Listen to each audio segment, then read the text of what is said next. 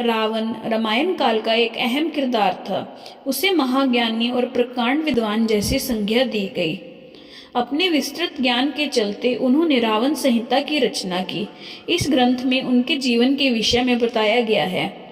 यह ग्रंथ ज्योतिष शास्त्र और आयुर्वेद से जुड़े ज्ञान का भंडार है। इसमें कुछ ऐसी बातें बताई गई है जिनका पालन करने मात्र से मनुष्य का जीवन सफल हो जाता है। रावण संहिता में रावण ने कहा है, जो व्यक्ति अपनी स्तुति करता है या फिर दूसरों से अपनी प्रशंसा सुनने का आदी हो जाता है, उसे सफलता कभी नहीं मिलती। वह व्यक्ति जो किसी विषम परिस्थिति में अपने गुरु को छोड़ देता है, वह शापित हो जाता है, उसका कभी कल्याण नहीं होता।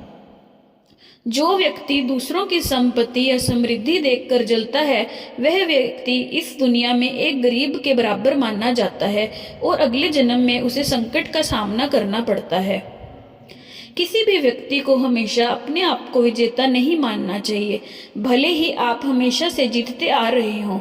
रावण ने हनुमान जी को छोटा समझने की भूल की थी, जिसके कारण उनकी सोने की लंका राख हो गई थी। इसीलिए कभी भी अपने दुश्मन को छोटा या कम शक्तिशाली नहीं समझना चाहिए।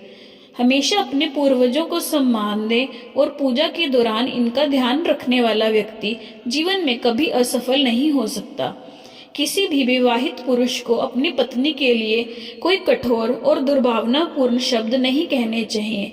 पत्नी आपका आधा हिस्सा है और आप उनके शुभचिंतक। रावण संहिता में लिखी गई ये बातें आज भी प्रासंगिक